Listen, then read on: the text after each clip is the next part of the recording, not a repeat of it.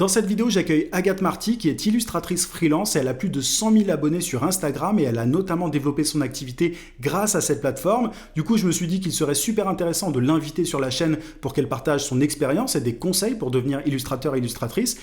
Mais au-delà de ce métier d'illustrateur, si tu es freelance ou que tu comptes le devenir et que tu exerces un métier créatif, visuel, l'interview va t'intéresser parce qu'Instagram, c'est vraiment la plateforme phare pour faire connaître son travail dans ce genre de métier. Donc reste bien jusqu'à la fin de la vidéo, elle est remplie de pépites. Juste avant ça, je t'invite à mettre un gros pouce. Abonne-toi aussi à la chaîne si ce n'est pas déjà fait. J'ai des centaines de vidéos sur la vente, sur le marketing, sur l'entrepreneuriat. Donc ça risque de te plaire. Active la cloche de notification aussi pour ne pas rater mes prochains contenus. Je publie une vidéo par semaine. Et dernière chose, une fois que tu auras regardé cette interview, si tu veux aller plus loin, si tu veux développer ton business en 5 minutes par jour, j'ai ce que j'appelle des emails secrets. Tu as le lien d'inscription en description, tu peux aussi cliquer sur le i et en t'inscrivant, c'est très simple, tu vas recevoir chaque matin à 9 heures un email rempli de conseils, de méthodes, d'astuces pour trouver plus de clients et pour facturer tes services à prix d'or. Mon meilleur contenu se trouve dans ces emails secrets. Il y a plus de 10 000 entrepreneurs qui sont déjà inscrits. Donc si tu es coach, consultant, formateur, freelance, bref, à partir du moment où tu vends tes services de manière générale, ça va te plaire, ça va vraiment être très utile. Donc si tu veux passer au niveau supérieur, clique sur le lien en description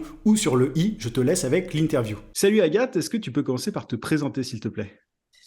Salut, alors je m'appelle Agathe Marty, j'ai 29 ans et je suis donc illustratrice freelance depuis maintenant 3 ans et on va dire à 100% dessus vraiment depuis une année à peu près, une grosse année. Et voilà, je vis dans le sud de la France à côté de Toulouse. D'accord, ok. Moi, alors, la raison pour laquelle je t'ai invité, c'est parce que j'ai découvert ton compte Instagram sur lequel tu présentes ton travail et c'est super canon et tu fais ça super bien. Et j'avais envie de retracer un petit peu ton parcours. Du coup, tu es freelance depuis seulement 1 an, tu disais? Alors, je suis freelance. J'ai démarré l'activité vraiment il y a 3 ans. C'était en 2020, tout début D'accord. 2020. Ça faisait partie Ouais, de ma résolution de l'année. Mais en fait, je cumulais un CDI d'accord. jusqu'à l'année dernière. Ok. Donc, j'avais deux activités. Voilà, ma première activité, enfin, mon CDI qui n'avait rien à voir avec l'illustration. Et là, je suis vraiment à 100% dessus depuis une année à peu près où je ne fais plus que ça. D'accord, bah c'est super intéressant. On va avoir pas mal de choses à se dire. Est-ce que tu peux retracer ton parcours pour devenir illustratrice? Est-ce que tu as fait une école particulière? Comment est-ce que ça s'est passé pour en arriver là?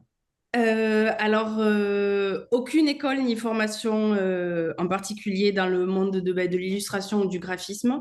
Je suis complètement autodidacte. En fait, j'ai commencé à dessiner toute seule sur mon iPad, sur mon canapé chez moi. Donc, en termes d'études, j'ai fait un parcours plutôt classique, un bachelor en école de com, relations presse, avec des stages en agence à Paris, mais rien à voir vraiment avec l'illustration. J'ai touché un tout petit peu au graphisme en première année, je crois, où ça m'a plu, mais c'était vraiment les basiques de chez Basique, hein. Donc, non, complètement autodidacte sur le métier que je fais aujourd'hui. J'ai pas fait pas d'école d'art, Ok. pas de formation en particulier, non. Ok, ouais, souvent tu as les deux écoles, quoi. En général, tu as soit des personnes qui ont suivi un cursus bien spécifique ou alors des autodidactes comme toi. Je sais pas quelle est la proportion en général chez les illustrateurs, mais toi, comment est-ce que tu as fait pour du coup créer cet univers parce que tu as un univers qui est bien à toi. Tu as vraiment ton style et je pense que c'est la raison pour laquelle les gens suivent ton travail. Comment est-ce que tu l'as créé et c'est quoi tes sources d'inspiration aujourd'hui? Euh, alors, j'ai commencé vraiment sans prétention aucune. En fait, j'ai acheté un iPad, j'ai téléchargé l'application sur laquelle je dessine encore aujourd'hui et je me suis dit, ah, bon, ben, c'est cool, je crois que je fais des illustrations et je pense que ça peut plaire, donc pourquoi pas le partager. C'est à ce moment-là où j'ai ouvert mon compte Instagram, donc début 2020. Ok. Si on remonte très loin dans mon feed, on voit que mon style était complètement différent. C'était à une époque où je faisais aussi beaucoup de portraits de femmes avec des lignes beaucoup plus nettes et beaucoup plus d'aplats de couleurs que ce que je fais aujourd'hui. Et en fait, le style s'est développé vraiment dans le temps. Et encore aujourd'hui, je continue à explorer de nouvelles choses et à développer mon style artistique. Mais j'ai commencé en fait, ben voilà, tout simplement c'était une passion, même pas une passion à ce moment-là, c'était vraiment un hobby. Et puis Instagram a fonctionné et c'est à ce moment-là où j'ai un peu commencé à professionnaliser l'activité, à me dire qu'il y avait peut-être quelque chose à aller chercher de ce côté-là. Et mes inspirations, en fait, mais je pense qu'on le voit rapidement quand on voit mes illustrations, c'est le soleil, l'été, les vacances, les palmiers, la plage. Voilà, c'est à peu près tout ce qui m'inspire et ce que j'aime dessiner. Et c'est vrai que après, moi, c'est un état d'esprit dans lequel je suis tout le temps. Donc, forcément, je le dessine naturellement. Et je vois aussi que ça plaît, qu'il y a beaucoup de gens, en fait, qui se retrouvent aussi dans cet univers un peu, voilà, estival, de vacances. Et donc, je suis, voilà, depuis, on va dire, 1 an et demi, 2 ans, sur un peu cet esprit de vacances qui fonctionne bien et qui m'éclate toujours autant à travailler et à dessiner, quoi. Les gens ont besoin de soleil, en fait, je pense. Ouais, surtout en hiver. C'est en Ouais, hiver où ouais. j'ai les plus grosses stats sur mon compte. C'est vrai, c'est drôle ça. Justement, ouais. Quand Ah, il c'est fait marrant. froid, quand il neige ou quoi, je vois en fait les gens repartagent à fond les Ah ouais, illustrations où je fais un ah, c'est transat à marrant. palmier, quoi. C'est trop drôle que tu aies observé ça. Ouais, ça m'étonne même pas. Ouais. Bah écoute, non, mais je vois le truc. Et je m'attendais à ce que tu me parles d'une inspiration, je sais pas, d'un illustrateur ou quoi. Mais non, mais le soleil et la plage, moi, ça me semble tout à fait correct, Ouais, tout à fait non, intéressant. Et les voyages, j'ai eu la chance de pouvoir voyager aussi un petit peu dans des destinations un peu exotiques, tout ça. Et après, c'est vrai que voilà, c'est les voyages et mes souvenirs de ces moments-là aussi qui, je pense, inconsciemment, ils jouent beaucoup. Après, j'y pense pas forcément tous les jours, mais c'est, oui, principalement ça qui m'inspire dans mes dessins tous les jours, quoi. Ça se ressent dans ton travail, en tout cas, c'est ensoleillé. Et alors, tu t'es lancé en freelance, enfin, tu étais salarié en parallèle, et il y a un an, tu t'es mise en full-time. Quelle a été la raison de ton lancement en freelance? Quelles étaient tes motivations? Tu voulais pas continuer en étant salarié et en faisant ça à côté? Alors, j'ai toujours eu, mais ça depuis longtemps, même je crois avant de commencer mes études, j'ai toujours eu un peu l'idée derrière la tête de me dire que je voulais bosser pour moi-même et être indépendante. Alors, à cette époque-là, je ne savais pas comment j'y arriverais et par quelle activité, mais c'est vraiment quelque chose qui m'est toujours resté. Et, euh, et au moment en fait où j'ai eu mes premières demandes de devis via Instagram toujours, Mhm. c'est à ce moment-là où je me suis dit que finalement, peut-être que j'avais trouvé, sans vraiment le vouloir, parce que c'était pas prévu, j'avais trouvé cette activité qui me permettrait d'être indépendante. Et en fait, j'ai utilisé un peu ces 2 années de salariat où j'ai vraiment cumulé les deux pour développer en fait au maximum mon style artistique, mon portfolio, et puis pour pratiquer aussi, parce que dès le début, comme n'importe qui démarre dans une activité, c'était pas. J'ai eu sorti des projets qui étaient moins cool, moins aboutis, Mhm. voilà. Et en fait, au bout de 2 ans, je me suis rendu compte que j'avais développé assez euh, comment dire, j'avais déjà assez de clients pour pouvoir me projeter, me dire que finalement je ne pouvais faire que ça. Et en fait, je me suis lancée en me disant, voilà, ça devrait le faire. Normalement, j'ai travaillé pour et j'ai mis tout en place pour que ça le fasse. Maintenant, il faut passer le cap et puis cumuler pendant 2 ans 2 activités, c'est-à-dire que je compte pas les heures, que j'avais pas de Ah, tu soirée, que m'étonnes. j'avais peu de week-ends. Ouais. Euh, et en fait, là, depuis pas longtemps, je reprends des week-ends alors que ça faisait longtemps que c'était pas arrivé. Et puis, je me suis lancée en fait en me disant, bon, j'ai quand même prévu un peu un backup financièrement, parce que voilà, c'est Ouais. surtout la question principale. J'avais un peu prévu de me dire, voilà, je me laisse quelques mois, une année pour voir comment ça prend, sachant que maintenant, comme je suis à 100% dessus, je peux vraiment mettre en place des choses pour développer l'activité. Et puis ça fonctionne. Et en fait, voilà, je me suis lancée au moment où je me suis sentie prête et donc j'ai lâché le CDI. T'as pas flippé au moment de lâcher ton job? Et puis ton employeur, il a pris comment? Ça s'est bien passé la transition? Oui, oui, non, ça s'est très bien passé. Et puis mon employeur savait que j'avais une activité à côté qui fonctionnait aussi, donc non, il y avait aucun souci. Et oui, ben forcément un peu la pression. la pression, mais je suis quand même assez cartésienne et très organisée. Et du coup, comme j'avais un peu quand même prévu en amont, ça faisait déjà au moins 6 mois ou 8 mois que je pensais vraiment à ne faire plus que l'illustration en activité principale. Je me suis dit, OK, je me lance, mais je pars pas non plus vers l'inconnu. Et normalement, ce que j'ai mis en place en amont euh, devrait fonctionner. Ok. T'avais un matelas de sécurité en plus, tu disais, donc t'avais Oui, quelques ben mois de. j'avais prévu voilà financièrement quand même un peu de pouvoir payer mon loyer si j'avais pas de clients qui rentraient à ce moment-là. Et puis j'avais mis en place quelques petits outils comme des revenus passifs, comme on peut voir, voilà ce que j'ai un peu sur mon compte. Il y a deux choses que je vends en physique, enfin non, une chose en physique, donc des affiches et des produits en digitaux qui me permettent en fait, voilà, je les ai publiés une fois et après ça travaille tout seul et ça me permet quand même de me dire que voilà, par mois, même si c'est des mois qui sont un peu moins cool, j'ai quand même ça de sécuriser et ça m'a permis voilà d'être plus sereine aussi dans mon activité. Ouais, carrément. Ouais. Mais ça, je voudrais en reparler par la suite avec toi parce que ça peut intéresser pas mal de monde, ces produits que tu vends à côté. Juste sur l'organisation que tu avais, tu bossais le soir pour tes clients quand tu étais salarié, le week-end, c'est ça en gros? Ouais, c'est ça. Je Wow. finissais ma journée de travail salariée et je commençais à bosser le soir. Après, à ce moment-là, je vivais à la campagne où j'avais pas Mhm. trop, voilà, j'avais pas trop, comment dire, de distraction autour. Donc, ça m'a aussi aidé à ce moment-là de me dire, OK, bon, mais j'ai pas grand-chose à faire de toute façon le soir et le week-end, donc autant profiter de cette période-là. Et donc, tous les soirs, tous les soirs, tous les soirs et tous les week-ends, j'étais tout le temps en train de dessiner, surtout au début où j'ai publié énormément de contenu et où j'ai eu mes premiers clients aussi, où voilà, je faisais des grosses, grosses journées. Après, toujours pareil, comme j'ai développé une passion pour ça et que je m'éclatais dedans, je me faisais des grosses journées de travail, mais c'était cool. J'ai pas du tout mal vécu cette période, quoi, bien au contraire. Tu comptais pas, quoi. C'était C'est un kiff ça. pour toi.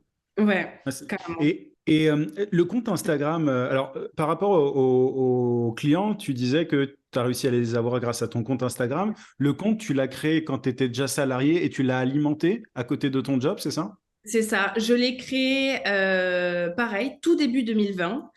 Euh, et il a très bien marché rapidement. Alors, ça, c'était un peu... En fait, c'est tombé pendant la période de confinement.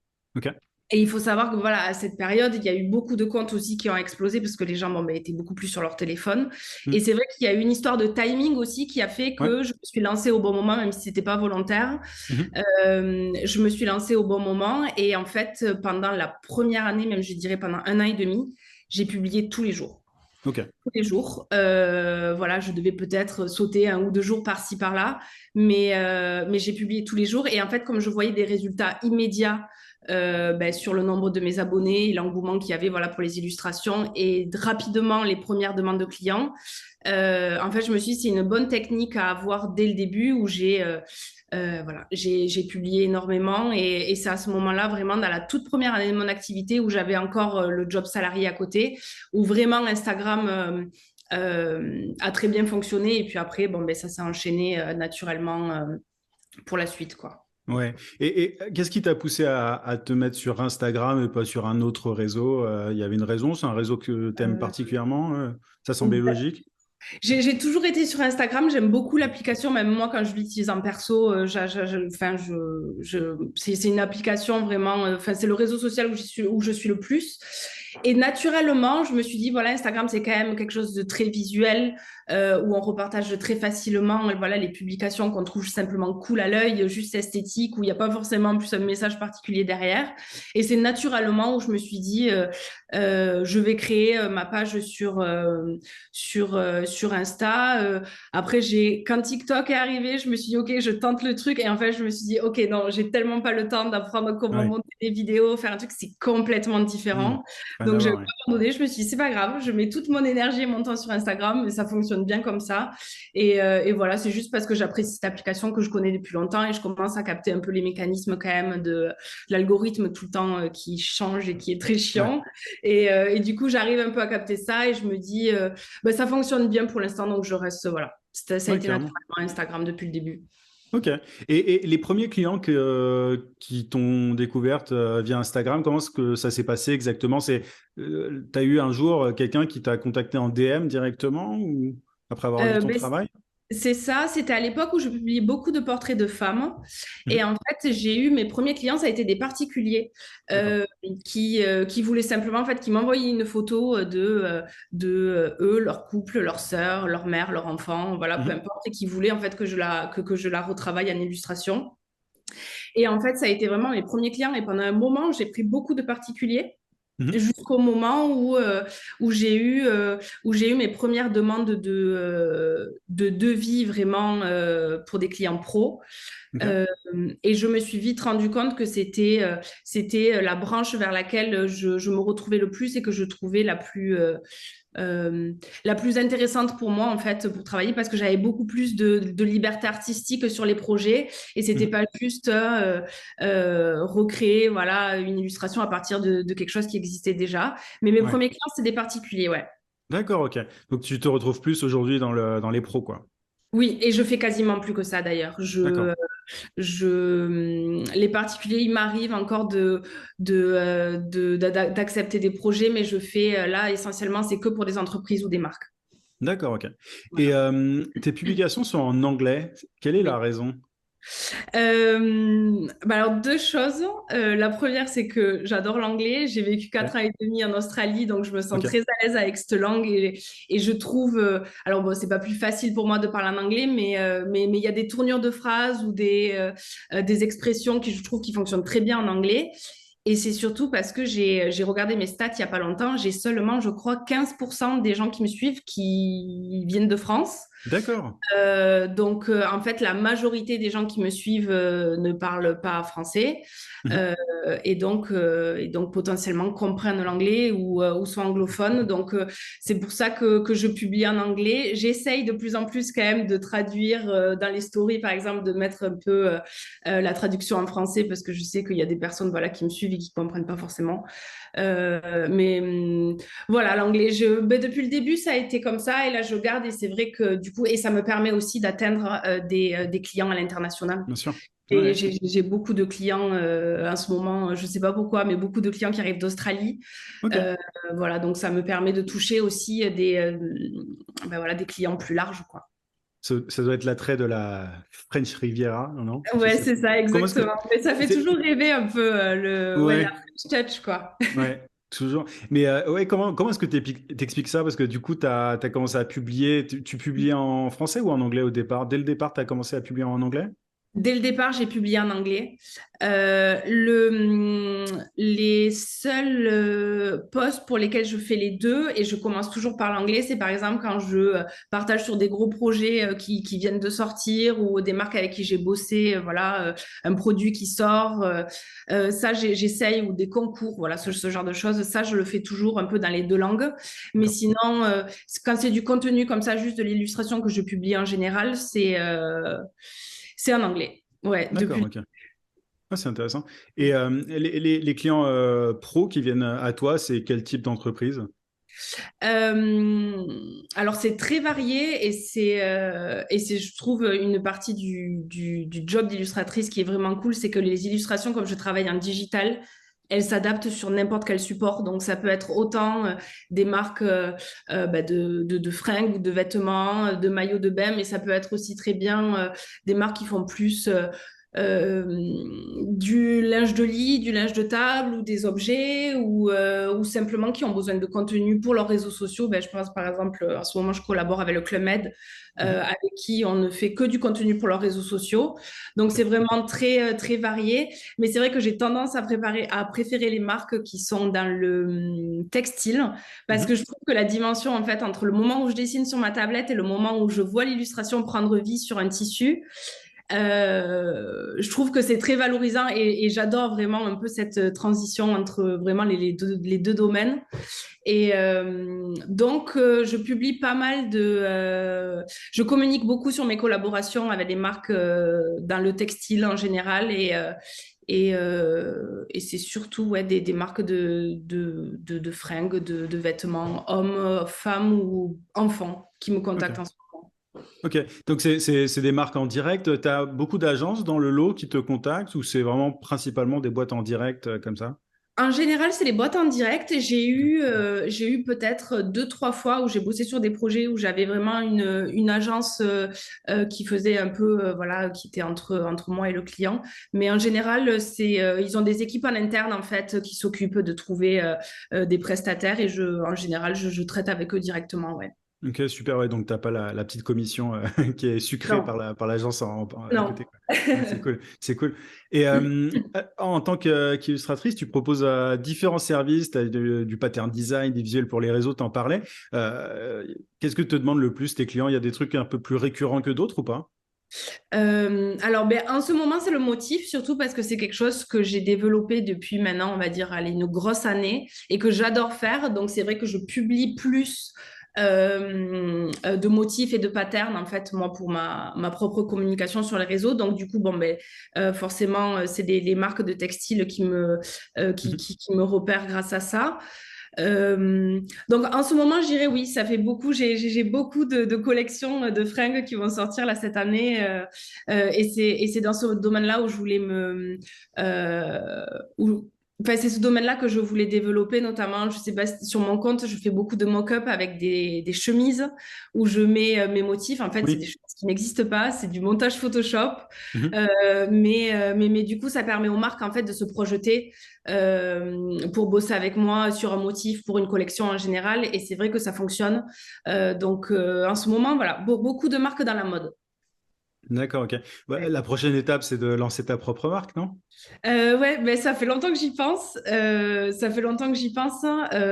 Après, je sais que voilà, la mode, c'est encore un autre domaine et c'est très compliqué, mais ça fait longtemps que je l'ai derrière la tête et je vais Ouais. finir par les sortir, ces chemises. Je sais pas quand, mais ça Ah fait ouais, longtemps que je l'ai, ouais. si tu as de la demande et un joli engagement comme tu en as, Ouais. ça peut être chouette. Ouais. En tout cas, on dirait que c'est la suite logique. Tu vois, quand on voit ton compte, on se dit, mais en fait, au tout début, j'ai cru que c'était des produits que tu proposais toi. Mm. C'est pour ça que je te dis ça. Et je me disais, voilà, que c'était. Ben, tous les jours, on me demande où est-ce que je peux C'est vrai? trouver, où est-ce qu'on peut acheter ce chemise, tout ça. À chaque fois, je dis, ben, je suis désolée, je vais vous décevoir, mais il n'existe pas. C'est un Ah, pur c'est montage drôle. Photoshop.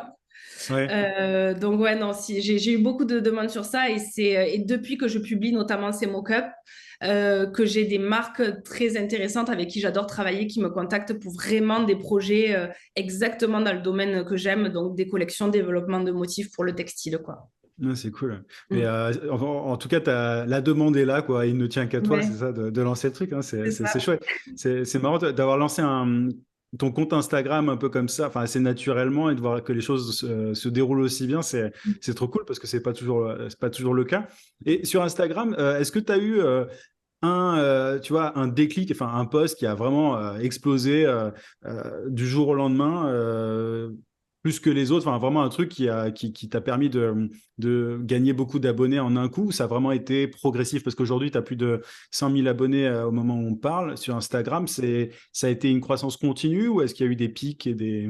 Alors, je dirais que ça a été plutôt continu, mais je me souviens vraiment le premier post où je me suis dit, qu'est-ce qui est en train de se passer?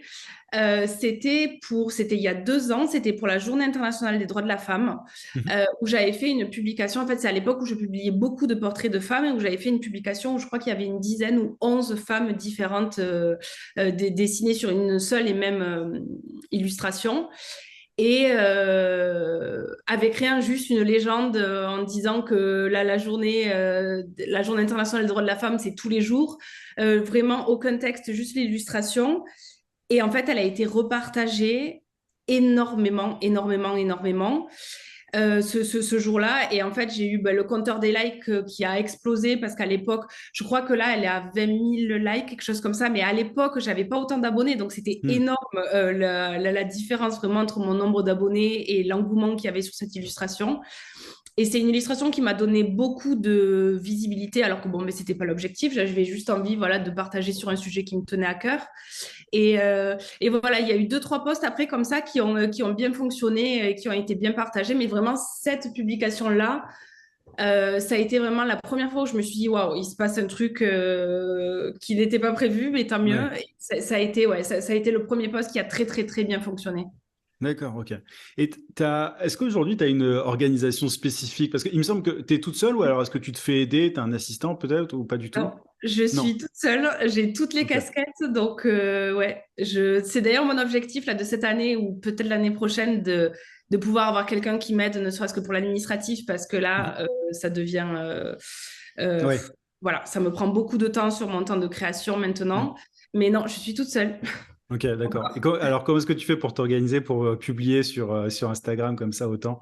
Euh, alors, j'ai pas vraiment de journée type en fait. Ça va vraiment dépendre. Je mets toujours la priorité là sur mes projets clients et les deadlines Ouais. respectés. Donc ça, c'est vraiment ma priorité. C'est les choses que je fais en général le matin parce que je trouve que c'est le moment où je suis le plus efficace. Ouais. Donc vraiment le matin, je suis à fond sur mes mails, mes relances, mes devis, mes projets clients, mes dessins pour les projets. Et ensuite, j'essaye l'après-midi de dessiner pour moi. Et ce que j'appelle pour moi, c'est voilà, pour mon contenu sur les réseaux, où c'est pas forcément pour un projet, c'est juste voilà, une idée que j'ai en Mhm. particulier. C'est d'ailleurs la plupart des illustrations que je publie sur mon Instagram, c'est vraiment en perso à la base. Après, elles plaisent et des clients peuvent les acheter, mais vraiment à la base, c'est juste perso. Mhm. Et j'essaye du coup l'après-midi de me mettre un peu sur ça. Ou après, je note beaucoup dans la journée si j'ai des idées. J'ai toujours un bout de papier ou sur mon téléphone une note, voilà, pour pas perdre les idées parce que des fois, alors autant des fois j'ai la page blanche pendant des jours et je sais pas quoi faire, autant Ouais. des fois bon ben il y a plus d'idées. Et en fait, je m'organise, voilà, je fais beaucoup de to-do list. Je suis assez carrée quand même dans mon truc et j'ai mes tâches de la journée. Et c'est important que j'arrive à toutes les finir. C'est pas grave si ma journée se finit à 23 heures.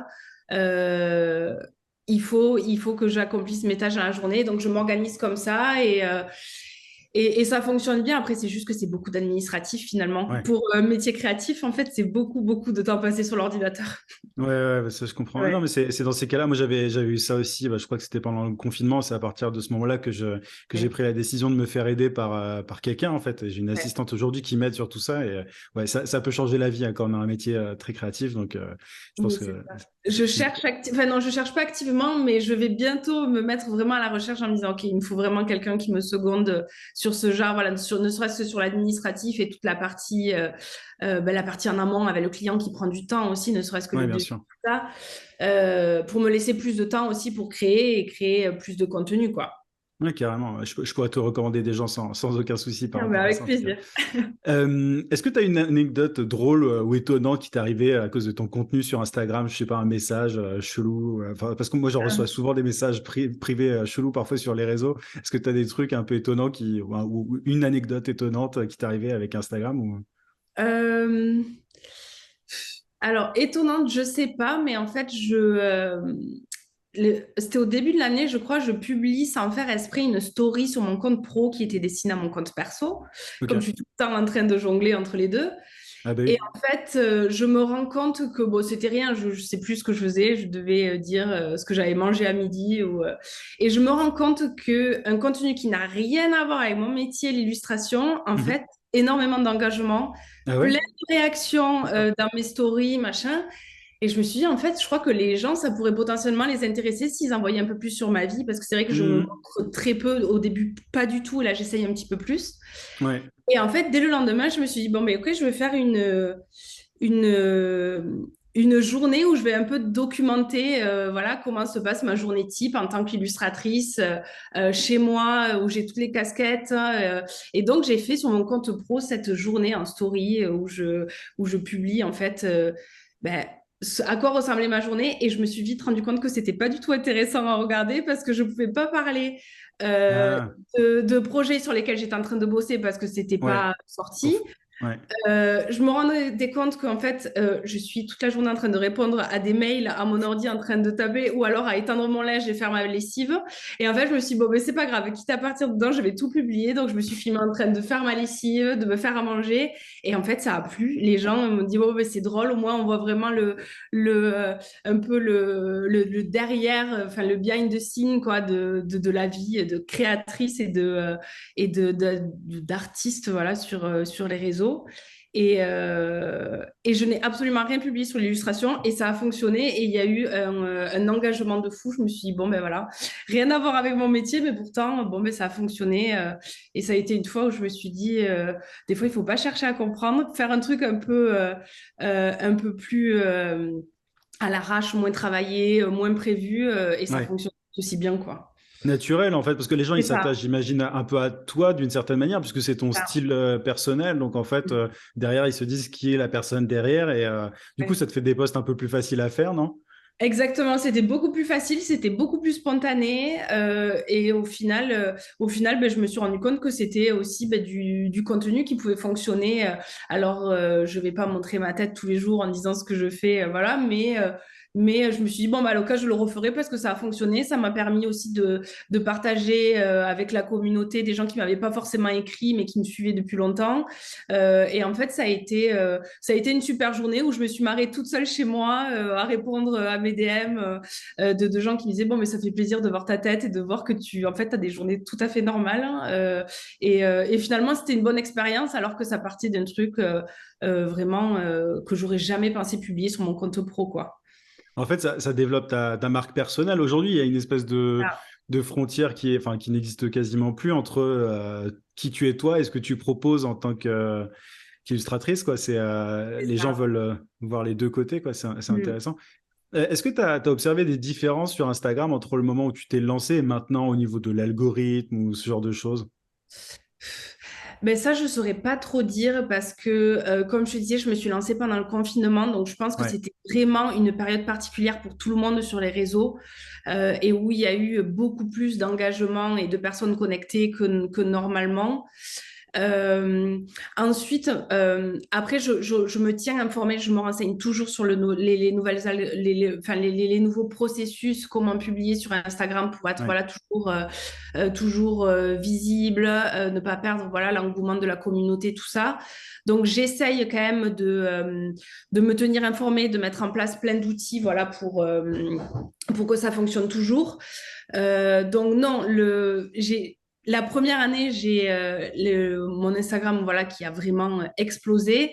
Et là, c'est vraiment, voilà, c'est sur une croissance tranquille. Ça monte toujours, mais c'est plus du tout ce que c'était la première année où ça a été Ouais. vraiment, ouais, où ça a explosé, quoi.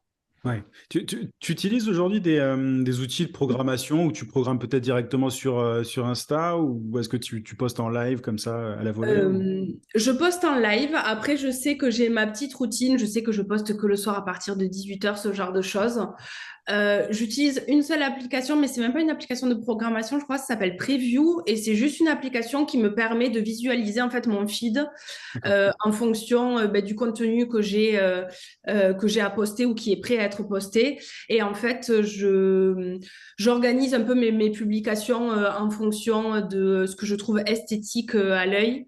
Ce qui est une chose très importante pour moi aussi, c'est que j'ai à cœur à ce que quand on arrive sur ma page et qu'on ne connaît pas mon travail, dès les 9 premières publications, on soit direct dans mon univers et on tombe sur voilà, quelque chose d'assez visuel et agréable. Et c'est la seule application que j'utilise. Sinon, non, après, je publie en direct Ok. le soir. Je sais que voilà, j'ai une petite demi-heure à prendre pour me mettre sur Insta et publier mon contenu. Ok. Oui, tu as une certaine organisation, quoi. Hmm. C'est pas complètement à l'arrache, quoi. Non, non, non, C'est quand même quand même. organisé. Et est-ce que tu peux expliquer comment ça se passe avec tes prospects pour qu'ils deviennent clients? En gros, tu as des gens qui te découvrent grâce à Instagram. Ensuite, qu'est-ce qui se passe? Ils vont vers ton site internet, ils te contactent directement en DM. Est-ce qu'il y a un processus un peu enfin, récurrent ou pas? Alors, je pense que déjà, le point commun entre tous mes prospects, c'est qu'ils me trouvent tous sur Instagram. Parce Ouais. que j'ai un site internet, mais je suis pas sûre que si on tape sur Google illustratrice, je tombe sur la première page. Donc, Instagram, et ça dépend. Je les ai, des fois, ils me contactent en DM directement ou des fois par email ou via mon formulaire sur le site parce qu'ils ont dû cliquer sur le lien dans ma bio. Mais c'est souvent en fait par Instagram et de toute façon c'est là où on a eu la meilleure idée de mon travail, où c'est le plus représentatif. Ouais, Et ensuite, si jamais ils me contactent directement sur Instagram, je demande toujours d'avoir un mail vraiment détaillé avec le projet, la marque, voilà, parce que je veux en savoir ouais. plus sur la marque avec qui je bosse, tout ça. Et à Mm. partir de là, voilà, c'est des échanges de mails jusqu'à qu'on arrive au devis et à l'acceptation du devis. D'accord. T'as beaucoup de filtrage à faire ou pas parmi les personnes qui te contactent? Est-ce que la plupart sont des prospects qualifiés, des personnes intéressantes avec qui tu peux travailler, ou alors est-ce qu'il y a quand même un bon filtrage, tu vois, des personnes où tu te dis, bon, c'est pas forcément un projet vraiment sérieux ou quoi? Euh, alors, j'arrive au début, je faisais pas au début, c'est pas que j'acceptais tout, mais j'avais moins aussi, voilà, le luxe de pouvoir choisir mes Bien clients. sûr. Voilà. Donc, je filtrais pas trop au début, mais je faisais quand même bien attention à ce que, bien sûr, ce soit des marques ou ou des entreprises qui ne sont pas non plus totalement à côté de mes valeurs et Ouais. où, bien sûr, je suis fière de voir voilà, que mes illustrations, mon travail est associé à cette marque-là. Et aujourd'hui, alors c'est vrai que j'ai de plus en plus de travail, donc j'ai le choix de pouvoir choisir en fait les marques avec qui je bosse. Et en général, c'est souvent des projets intéressants et malheureusement, mais il faut aussi que je dise non des fois. Et j'essaye un peu de choisir simplement en fonction du projet qui me parle le plus, avant même de parler de budget, de deadline, tout ça. C'est vraiment le projet et la marque. Si jamais voilà, je trouve que le projet est vraiment cool ou que j'adore la marque, que je la connaissais pas vraiment, mais que je la découvre et ça se fait un peu naturellement où je choisis comme ça les gens avec qui je veux bosser maintenant, mais ça n'a pas toujours été le cas et ça fait pas longtemps que c'est en place, quoi. D'accord, ok. J'imagine que tu as, enfin peut-être pas, mais est-ce que tu as augmenté tes tarifs depuis le début avec la demande justement qui a augmenté? Oh oui, On oui, est parce d'accord. que non, mais j'ai eu facturé des prix complètement ridicules quand j'y pense au début, mais en D'accord. même temps, ça fait partie aussi, enfin, comme j'ai dit, je suis autodidacte, donc j'ai appris nulle part. Personne ne m'a appris comment me vendre, comment me facturer à l'heure ou au projet. Ou voilà, des fois, je facturais 100 euros. Je me dis, oh, mais je suis contente si j'ai 100 euros. Bon, quand j'y repense, je me dis, mais tant mieux, heureusement, ces clients, ils doivent être bien contents d'avoir eu un projet à 100 euros à l'époque. Mais bien sûr, là, ça y est, je me suis alignée, je pense réellement sur les prix du marché. Mais ça, c'est pareil, c'est avec l'expérience, en fait. C'est avec Ouais. l'expérience. Il y a une chose aussi que j'ai fait, c'est que j'ai pas hésité, pardon, à demander aux marques quels étaient leurs budgets en premier temps, avant de donner le mien. Alors, ça, c'était pas forcément pour m'aligner et pour leur faire un devis en fonction de ce qu'ils avaient, mais c'était pour un peu me rendre compte de ce qui se faisait dans le marché de l'illustration en me disant, Ouais. voilà, à force d'avoir des projets avec différentes marques, je vois un peu où je peux me placer et ce qui se fait dans ce milieu-là. Mais avant ça, j'ai lu des dizaines et des dizaines d'articles de blogs ou de vidéos YouTube où des illustratrices ou graphistes expliquent un peu comment elles se vendent et à quel tarif il faut se vendre parce qu'en fait, au Ouais. début, t'as aucune idée, quoi. Ouais, c'est ça, ouais. Et là, tu as Ouais. récolté des données en fait concrètes en échangeant avec des boîtes et tu as pu t'adapter. Après, j'imagine que tu es un peu au-dessus des prix du marché avec la marque que tu as créée et puis ton style qui est à toi. Parce que j'imagine que quand des boîtes viennent te contacter, c'est pour avoir ton style à toi qui est pas forcément réplicable par quelqu'un d'autre ou quoi. Donc, j'imagine que tu as un tarif un Ouais. petit peu plus premium que la moyenne des Ben, illustrateurs, quoi. c'est ça. Au début, en fait, j'étais plus exécutante, on va dire. Mhm. J'avais les clients qui venaient vers moi et qui me disaient, voilà, on a une idée plutôt précise de ce qu'on veut. On veut je sais pas, un portrait de femme. Il faut qu'elle ait le t-shirt qui soit rouge avec des fleurs jaunes. Ouais. Voilà, c'était des trucs très précis. Et où là, je pense que j'étais dans les prix du marché, vraiment, enfin, des choses, voilà, assez voilà, dans les prix du marché. Et en fait, depuis quelques temps maintenant où j'ai vraiment développé mon style, maintenant, voilà, les marques me contactent pour mon style artistique et les briefs, en fait, sont de plus en plus vastes, on va dire, parce qu'ils me laissent vraiment cette liberté artistique où, en fait, je me rends compte aussi que je suis la valeur ajoutée du projet. Mhm. Et ce qui me permet aussi d'ajuster mes prix en fonction et de me dire, voilà, ça c'est mon budget. Je sais ce que je vaux maintenant. Voilà, j'ai quelques années d'expérience et j'arrive beaucoup mieux maintenant, voilà, à chiffrer à chiffrer mes services parce que l'expérience, toujours pareil, quoi. À force, on arrive à trouver un truc où je sais que je suis plus ou moins dans le juste, quoi. Oui, carrément. Mais t'es dans une position idéale en plus parce qu'à force d'avoir montré ton style, d'avoir communiqué sur ton univers, etc., les gens, les boîtes viennent pour ce que tu proposes toi. Donc en fait, tu as une liberté artistique qui est géniale, quoi. C'est un peu l'idéal pour beaucoup de freelances créatifs, quoi. Donc c'est cool. Et est-ce que tu as aujourd'hui des jolies apparitions dans différents médias? J'ai vu que tu étais dans Marie-Claire, que tu bossais, tu m'as dit tout à l'heure, avec Club Med. Comment est-ce que ces opportunités se présentent? C'est généralement via Instagram, j'imagine, mais tu as des journalistes qui viennent te voir et qui te disent on a envie de faire un portrait. Enfin, comment est-ce que ça se passe? C'est ça, exactement. C'est souvent par mail que ça se passe, mais toujours Mhm. pareil. Je demande pas forcément d'où ils m'ont trouvé, mais je me doute que c'est par Oui, Instagram. ouais. Euh, Et c'est pour le Marie-Claire, c'était l'été dernier et c'est la journaliste qui m'a contactée directement. C'est le Marie-Claire Brésil, c'est pas le France Mhm. encore, Ouais, ouais, ouais. mais International. voilà. Mais en général, quand j'ai des demandes comme ça de parution ou d'articles, je fais pas du tout de prospection. J'ai personne, voilà, j'ai personne qui fait ça pour moi et je j'ai pas le temps de le faire non plus. Pas Donc besoin, hein. donc les parutions que j'ai eues, c'était vraiment du spontané de la part des journalistes qui voulaient faire un portrait sur moi, enfin, ou sur mon travail en Mhm. particulier. Et tu as vu des retombées concrètes par rapport à ça ou est-ce que c'est difficile à quantifier? Euh, c'est difficile à quantifier. Après, il me semble que voilà, quand il y a le Marie-Claire Brésil qui est sorti, je me suis rendu compte que j'avais plus d'abonnés qui arrivaient du Brésil. Donc D'accord. bon, je me doute que voilà, c'est pas anodin Mhm. et que ça m'a apporté une visibilité à ce moment-là. Euh, après, non, c'est compliqué à savoir parce que sur Instagram, comme voilà, j'ai un compte qui, je pense, est quand même assez visible. C'est compliqué de savoir d'où les abonnés arrivent et où ils m'ont trouvé. Et je pense aussi, je sais que je suis beaucoup partagée sur Pinterest. Alors, il n'y a pas souvent le crédit, mais si les gens cherchent vraiment, en général, je mets toujours une signature ou quelque chose sur l'illustration, ce qui permet Ok. que, voilà, si vraiment on cherche qui est derrière l'illustration, on trouve. Mhm. Euh, non, c'est difficile de savoir d'où viennent les gens en général, mais c'est vrai que dès qu'il y a une parution, je me rends compte que il y a un petit pic peut-être en fonction par rapport à D'accord. des... Ok. Et puis Ouais, après, tu peux avoir des clients grâce à ça. Mais ouais, c'est jamais ouais, évident de quantifier exactement les retombées ouais, c'est... des apparitions médias. Et alors, tu l'as évoqué tout à l'heure, tu as créé quelques produits digitaux, des Ouais. brushs, c'est ça? Alors, je suis pas Oui. expert, mais est-ce que tu peux expliquer un peu ce que c'est? Et est-ce que c'est quelque chose que tu as demandé à ta communauté ou c'est toi qui as...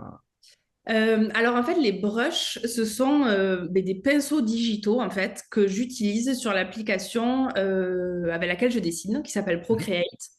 Et en fait, c'est une application où il y a par défaut des brushes qui sont vraiment bon, très cool, très qualitatives, mais qui laisse aussi l'opportunité de créer ses propres brushes. Donc c'est bon, c'est un peu plus technique, mais bon, je m'y suis intéressée et j'ai créé en fait. Je pense que c'était il y a 2 ans peut-être, mes premières vraiment brushes avec lesquelles je dessinais. Et, euh, et c'est vrai que de temps en temps, on me demandait quel pinceau j'utilisais pour telle ou telle illustration, tout ça. Et c'est vrai que je disais, c'est les miennes. Et en fait, je me suis dit, dans le même esprit de développer des revenus passifs aussi, parce qu'il ne faut pas perdre de vue que c'est Mhm. cool de dessiner toute la journée, mais c'est bien d'en vivre aussi. Je me suis dit, je vais développer en fait mes brushes avec lesquelles je travaille tous les jours, en faire un pack et le mettre à la vente. Et en fait, ça s'est passé comme ça. D'accord. Et quand mon style a évolué, là, j'ai 3 packs que je commercialise en ce moment. Et j'en ai fait, on va dire, un par an où, voilà, chaque fois que mon style a évolué, les outils avec lesquels je travaille ont évolué aussi. Et à chaque fois, j'ai créé des nouveaux pinceaux que j'ai mis à disposition, voilà, sur mon site pour les illustrateurs ou illustratrices qui veulent tester les pinceaux avec lesquels je bosse, quoi. D'accord. Donc, Voilà. dans ta communauté, tu as des illustrateurs, des Oui. illustratrices qui sont intéressés par ça et qui payent ces produits digitaux. Ça représente quoi comme pourcentage de ton chiffre d'affaires? Ça reste minoritaire ou c'est quand même assez Ah oui, c'est intéressant? minoritaire. C'est quand même minoritaire, mais je dirais entre ça et les affiches, parce que c'est vraiment les 2 produits que je vends, à part qui travaillent tout seuls. Ouais. Ça représente peut-être entre 10 et 20% de mon D'accord, chiffre ok. d'affaires. Ok. Ce qui est très cool, mais non, c'est pas la partie la plus importante, mais ça me permet aussi d'avoir ce revenu-là qui est à peu près pareil tous les mois Hmm. grâce aux affiches et aux brushs, quoi.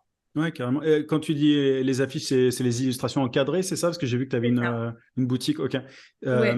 D'ailleurs, cette boutique, je l'ai trouvée sur Google, mais il me semble que tu la mets pas trop en avant, il me semble, sur ton site, non? Je me trompe? Non, bah, en fait, je vends pas en direct sur mon site. Je D'accord. l'ai fait au tout début où je m'occupais de l'impression, du packaging, de l'envoi, des allers-retours à la poste et tout. Et je me suis dit, en fait, non, c'est beaucoup trop, ça me prend beaucoup trop de temps et c'est pas du tout rentable, en fait, pas du tout. Ouais. Donc j'ai arrêté quand je me suis. Bah, après, j'ai eu de plus en plus de projets clients aussi, donc bon, ça m'a permis d'équilibrer la chose. Mais j'ai eu des demandes beaucoup de personnes qui voulaient mes illustrations en affiche. Et Mhm. en fait, j'ai trouvé ce site-là. Bon, il y en a plusieurs qui le font, mais moi, je travaille avec eux en général. Ça s'appelle Fai. Où c'est des sites de print on demand. Donc, en fait, Ouais.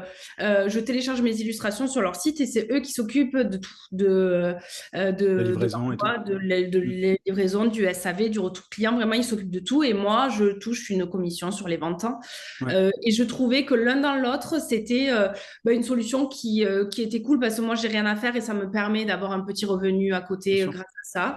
Et ça me permettait aussi de proposer des affiches pour ma communauté qui me demandait en fait régulièrement où est-ce qu'ils pouvaient avoir ces illustrations pour les avoir chez eux. Donc l'un dans l'autre, c'était un bon compromis de bosser avec ce genre de plateforme.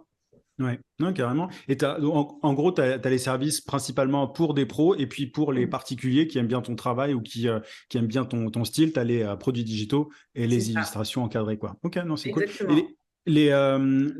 ces produits digitaux et les illustrations, tu as une promotion active de tout ça, genre en story, ou alors c'est vraiment purement passif, tu fais rien et tu as des gens qui vont aller s'informer, découvrir ça et les acheter. Alors, je Tu fais des communique de promos, par temps en exemple, temps. Non, je fais pas. Il faudrait que je communique plus parce que je me rends compte, c'est comme tout, à chaque fois que j'en parle, j'ai les ventes derrière qui suivent. bien sûr. Voilà. Après, j'ai pas trop envie de. J'ai encore du mal un peu à trouver la balance entre, voilà, je veux pas pousser à l'achat, je veux pas. Donc, je publie pas autant enfin, je communique pas autant que je devrais, je pense, sur ces produits-là qui pourraient, je pense, bien mieux marcher si je communiquais plus. Mhm. Donc, non, je vais dire peut-être que deux, trois, quatre fois par mois maximum, je fais Ok. un post avec une affiche où je parle des brushes que j'ai utilisés pour telle ou telle illustration en story. Mais non, je communique pas dessus régulièrement. Si on cherche vraiment, on peut trouver, parce que voilà, j'ai les stories à la une qui Ouais. restent et j'ai des liens dans ma bio qui proposent voilà, ce que j'ai à vendre. Mais sinon, non, je communique pas énormément dessus non plus. Ok. Mm. Et quel conseil tu donnerais à des illustrateurs qui voudraient devenir freelance ou qui voudraient passer un cap dans leur activité? Est-ce que tu as quelques conseils à donner? De se lancer, d'y aller. Je pense qu'il y a une grosse partie d'organisation et c'est important non plus de ne pas partir, de ne pas se jeter à l'eau et se dire, OK, bon, mais si ça marche, tant mieux, si ça ne marche pas, on verra. Non, je pense, après, bon, moi je suis pareil, voilà, très organisée, tout ça, mais c'est important de s'organiser et de prévoir, tant mieux si ça marche, mais si ça marche pas, qu'est-ce qu'on fait? Euh, et en fait, de se lancer, moi je suis adepte du fake it until you make it. Donc tu t'y vas, tu fonces, t'as rien à perdre, surtout qu'en plus on est indépendant, un freelance, c'est pas comme si on allait se faire virer ou qu'on Ouais. allait se faire engueuler par son boss. Euh, il faut y aller, il faut se documenter. On a tellement, tellement de ressources gratuites et ta chaîne YouTube en premier, par exemple, qui Merci. nous permettent, voilà, d'avoir. Mais c'est vrai de pouvoir se former tout seul, de pouvoir se documenter. Enfin, il y a tellement de choses qui nous permettent maintenant de nous lancer et pas à l'aveugle, quoi, de partir et d'avoir de bonnes bases.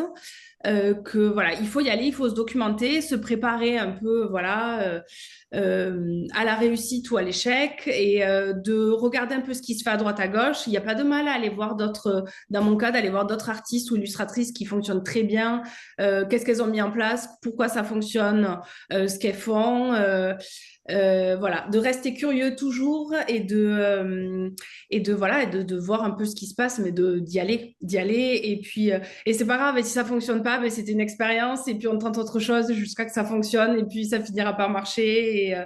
Mais il faut juste y aller, quoi. Si on se lance pas et qu'on le fait pas, ben, on saura jamais, quoi. Carrément, ouais, c'est une question Ouais. d'état d'esprit avant tout. Et Ouais. qu'est-ce que tu dirais à un freelance qui, de manière générale, créatif, mais qui hésiterait à se lancer sur Instagram pour faire connaître son travail? Euh, Est-ce que ça vaut le coup encore aujourd'hui, selon toi, de se lancer sur Instagram pour faire connaître son travail en tant que photographe, designer, alors, illustrateur, peu importe? je pense que oui, même si on est très nombreux. En fait, on a tous ces métiers autour de l'art. En fait, c'est très subjectif. Il peut y avoir des centaines d'illustratrices qui ont leur compte à côté du mien.